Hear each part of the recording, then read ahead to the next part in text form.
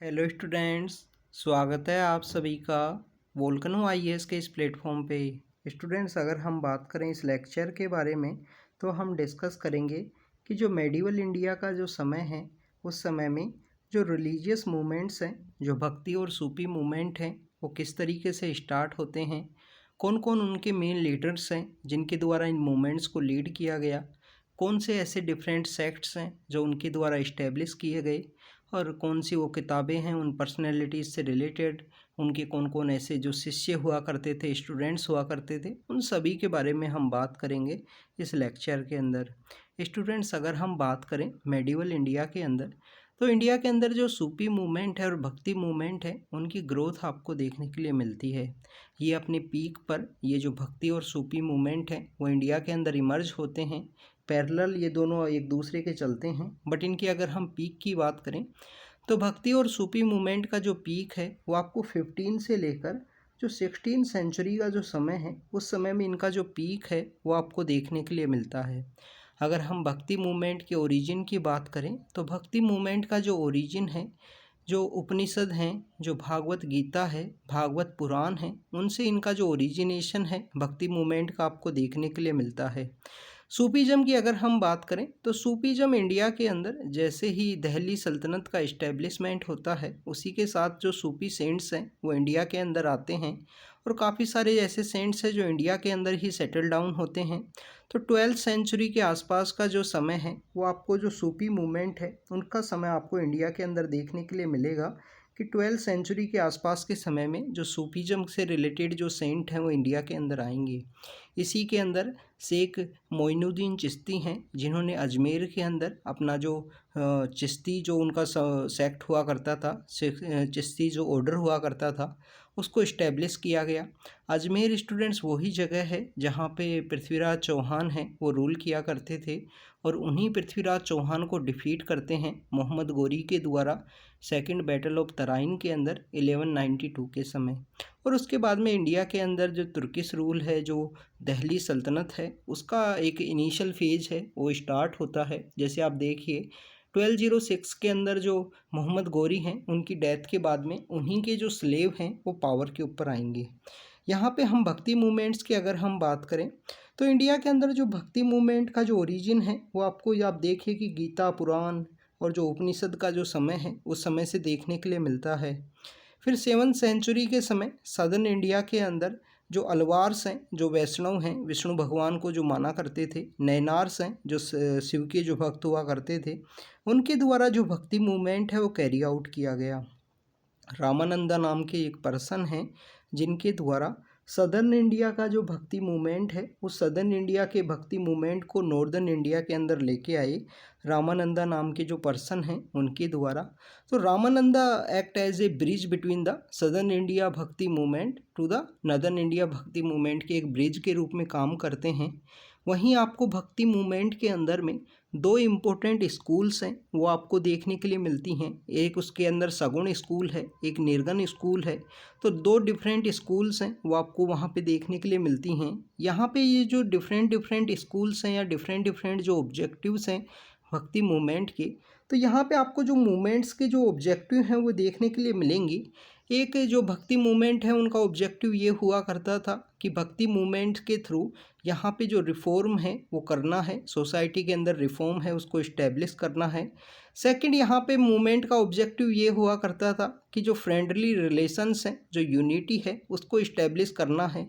और इन्हीं Sufism and भक्ति मूवमेंट की वजह से आपको इंडिया के अंदर जो गंगा जमनी तहजीब का जो नाम सुना होगा वो आपको देखने के लिए मिलती है। कभी कभी ये क्वेश्चंस भी पूछे जाते हैं कि आप देखिए जो मिडिल ईस्ट का जो इस्लाम है वो इतना रेडिकल क्यों है, जो अगर हम कंपेयर करें कि इंडियन इस्लाम है वो इतना रेडिकल नहीं है।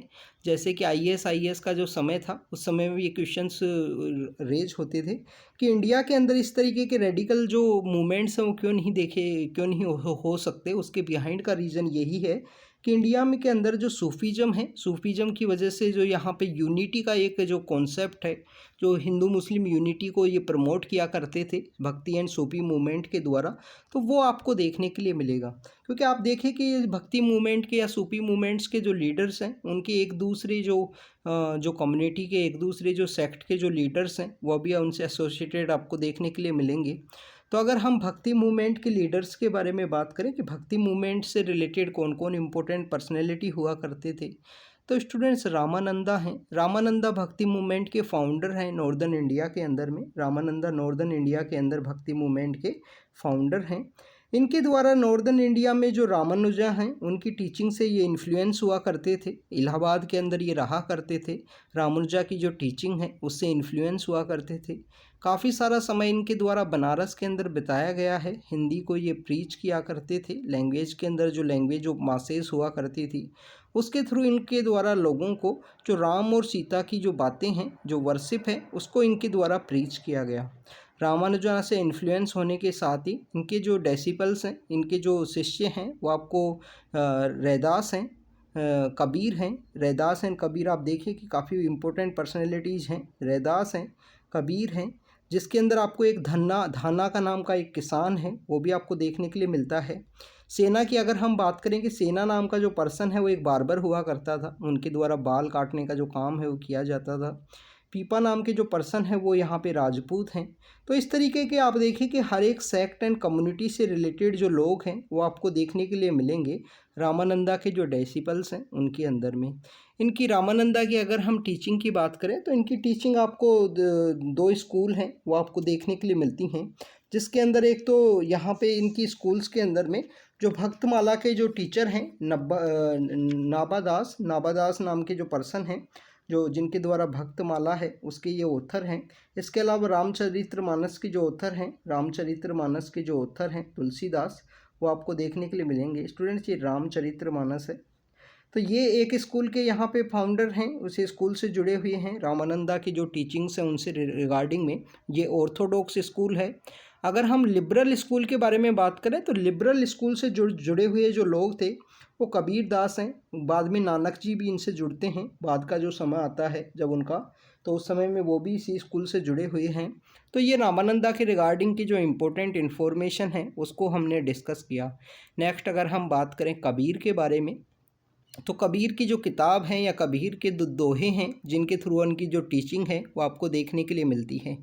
तो रामानंदा के ये शिष्य हुआ करते थे, मोस्ट रेडिकल डेसिपल हुआ करते थे रामानंदा के कबीर का जो टाइम पीरियड है उसके बारे में आपको पता होना चाहिए। 1440 से लेकर इनका जो टाइम पीरियड आपको 1518 तक का समय है वो देखने के लिए मिलता है। तो स्टूडेंट्स याद रखना कि यहाँ पे जो मुगल्स हैं वो इंडिया के अंदर नहीं आए थे कबीर के समय में। तो कबीर का ये टाइम पीरियड है। इनके द्वारा आप देखिए कि कबीर की जो टीचिंग है वो दोहाज के थ्रू आपको देखने के लिए मिलती है। काशी के अंदर इनका जो समय है वो बीता है। इनकी टीचिंग्स को जिस किताब के अंदर लिखा गया है उसको बीजक के नाम से हम जानते हैं। इनकी जो लैंग्वेज हुआ करती थी उलात बंसी नाम की इनकी लैंग्वेज ये यूज किया करते थे। और निर्गुण सेक्ट ऑफ भक्ति है, जो निर्गुण भक्ति है उसको ये प्रपोर्ट उसके ये ट्रेडिशन से बिलोंग किया करते थे कबीर दास जी जो हैं। इनके अगर हम फॉलोअर्स की बात करें तो उनको कबीर पंथी के रूप से जाना जाता है, जो ऑर्थोडॉक्स बेसिकली बिलोंग किया। सिंप्लिसिटी एंड जो अनऑर्थोडॉक्स जो कॉन्सेप्ट है उसको ये एम्फेसाइज किया करते थे भक्ति मूवमेंट के अंदर में। तो ये कबीर से रिलेटेड हैं। कबीर मार्ग को एडवोकेट किया जाता है कि उनका जो फॉर्मलेस भक्ति है उसको डेडिकेट करना चाहिए, तो कबीर मार्ग है उसका भी बात की जाती है। बीजक के अंदर इनके जो दोहे हैं उनको कलेक्ट किया गया है, ये कबीर दास जी से रिलेटेड है। नेक्स्ट इम्पोर्टेंट पर्सन है नामदेव हैं। नामदेव 1426 से लेकर 1506 तक ये रहते हैं। नामदेव आपको देखिए कि जो महाराष्ट्र है वह मराठा जो सेंट है वो देखने के लिए मिलते हैं। अगेंस्ट द कास्ट जो भी यहाँ पे इमेज वर्शिप है, अगेंस्ट द कास्ट का जो यहाँ पे प्रीच है एंड सेरेमनीज़ हैं, उन सभी के बारे में इनके द्वारा बात बोली गई है नामदेव भगवान के द्वारा। इनका ओनली वे ऑफ सॉल्वेशन इन्होंने बताया है कि ट्रू नेम जो सच्चाई है, जो सच्चा नाम है, उसका आपको वर्शिप करना है तो आप साल्वेशन को यहाँ पे अचीव करोगे। इनके द्वारा वननेस ऑफ गॉड कि भगवान एक ही है, उसका जो कॉन्सेप्ट है उसको भी इनके द्वारा बताया गया है। वननेस ऑफ गॉड का जो कॉन्सेप्ट है वो भी आपको देखने के लिए मिलता है। इनके काफ़ी सारे जो डेसिपल्स हैं वो आपको मुस्लिम्स भी देखने के लिए मिलते हैं। तो ये नामदेव भगवान के बारे में था। 1426 से लेकर 1506 का जो समय है वो इनका टाइम पीरियड है। उसके बाद में गुरु नानक देव जी आते हैं। गुरु नानक देव जी का जो टाइम पीरियड भी आपको पता होना चाहिए, क्योंकि 2014 का जो प्रीलिम्स का पेपर है उसके अंदर पूछ लिया गया था कि गुरु नानक देव जी और जो यहाँ पे दादू हैं वो क्या बाबर के कंटेम्प्रेरी हुआ करते थे। तो आप देखिए कि दादू तो नहीं आएंगे पर गुरु नानक उनके कंटेम्प्रेरी ज़रूर हैं, क्योंकि आप देखिए कि 1526 के समय बैटल ऑफ पानीपत होता है, फर्स्ट बैटल ऑफ पानीपत, और गुरु नानक देव जी का जो समय है उस समय में, तो इनका जो जन्म है, गुरु नानक देव जी का जो जन्म है तलवंडी के अंदर होता है, जो ननकाना साहिब के अंदर है, पाकिस्तान के अंदर प्रेजेंटली। खतरी जो ट्रेडर कम्युनिटी होती है उससे ये बिलोंग किया करते थे। इनके द्वारा करतारपुर साहिब जो कॉरिडोर अब डेवलप किया गया है उस समय में वहाँ पे इनके द्वारा जो अपना लाइफ के जो लास्ट 18 ईयर्स हैं वो इनके द्वारा बिताए गए थे। इसके अलावा स्टूडेंट्स इनके एक अटेंडेंट हुआ करते थे मर्दाना, वो इनके अटेंडेंट इनके साथ ही रहा करते थे हमेशा।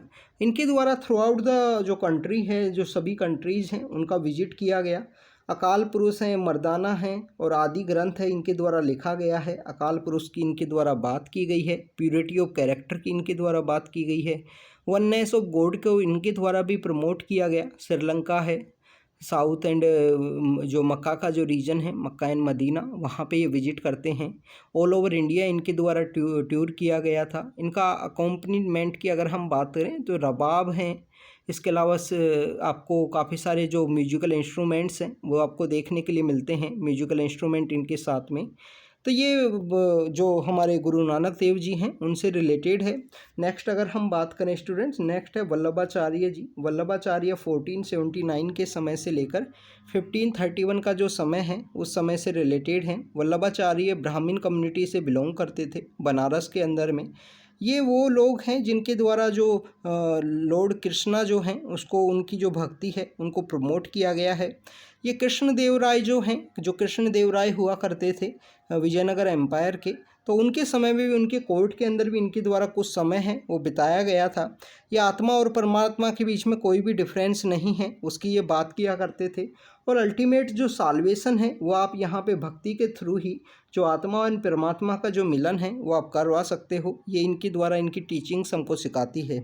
नेक्स्ट अगर हम बात करें, नेक्स्ट हम बात करेंगे संत रैदास के बारे में। पंजाब के अंदर काफ़ी फेमस है संत रैदास। इनके द्वारा मन चंगा तो कठौती में गंगा, इस तरीके का जो सेंटेंस है वो बताया गया है। उसका मीनिंग ये है कि अगर आपका जो इंटेंशंस हैं, आपकी इंटेंशन अगर सही हैं तो आप कोई भी अगर काम कर रहे हो तो वो गलत नहीं है, वो ही एवरीथिंग है। No need to visit any kind of the religious जो इंस्टीट्यूशंस हैं वहाँ पे विजिट की कोई ज़रूरत नहीं है। आपका जो काम है उसी को आप अपना वर्शिप मानिए।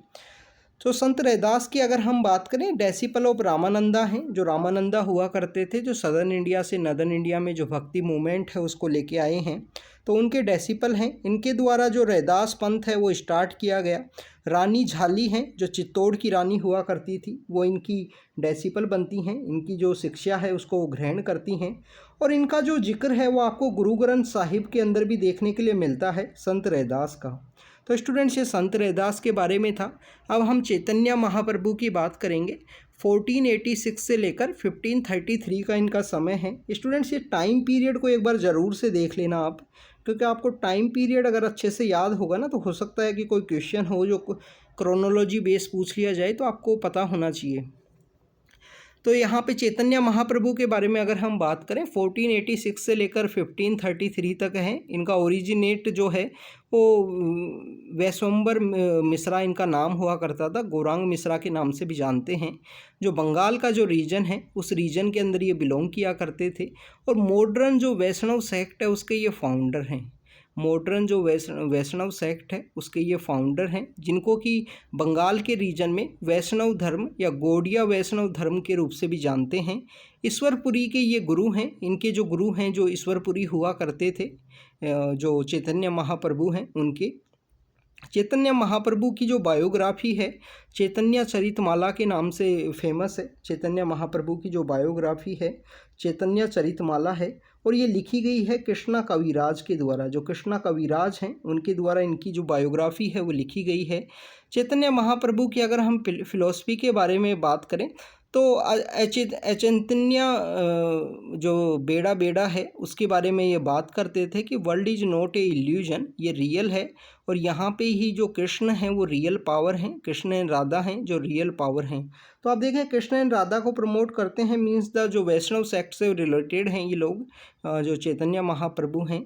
तो इनके द्वारा इनको एक बेसिकली इनकारनेशन ऑफ कृष्णा के रूप से भी जाना जाता है बंगाल के जो रीजन है उसके अंदर में। और इनके द्वारा जो राजमार्ग है, जो पाथ ऑफ स्पॉन्टेनियस भक्ति है, उसको इनके द्वारा प्रमोट किया गया। हरिदास हैं, इसके अलावा और काफ़ी सारे जो डेसिपल्स हैं वो आपको देखने के लिए मिलते हैं चैतन्य महाप्रभु के। हरिदास इनके एक फेमस जो डेसिपल हैं वो हुआ करते थे। नेक्स्ट इम्पोर्टेंट पर्सनैलिटी के बारे में बात करें तो वो सूरदास जी हैं। सूरदास जी बेसिकली जो ग्रेट वल्लभाचार्य जी हैं उनके डेसिपल हैं, उनके शिष्य हैं सूरदास जी। वल्लभाचार्य जी के जो शिष्य हैं, इसके द्वारा इनके द्वारा जो लॉर्ड कृष्णा एंड राधा की जो भक्ति है उसको प्रमोट किया गया है। साल्वेशन को अचीव करने का इनके द्वारा बात बताई गई कि कृष्णा की भक्ति के थ्रू ही आप साल्वेशन है उसको अचीव कर सकते हो। सगुण गॉड हैं उनको माना करते थे। इनके द्वारा सूरदास जी के द्वारा जो किताबें लिखी हैं, सूर सुरावली है, साहित्य रत्ना है, सूर सागर है, ये इनके द्वारा जो किताबें हैं वो आपको देखने के लिए मिलती हैं सूरदास जी के द्वारा। नेक्स्ट इम्पोर्टेंट पर्सन की बात करें तो वो तुलसीदास हैं। 1532 से लेकर 1623 का जो समय है ये सगुण भक्ति से बिलोंग किया करते थे। जो तुलसीदास हैं वो सगुण भक्ति से बिलोंग किया करते थे।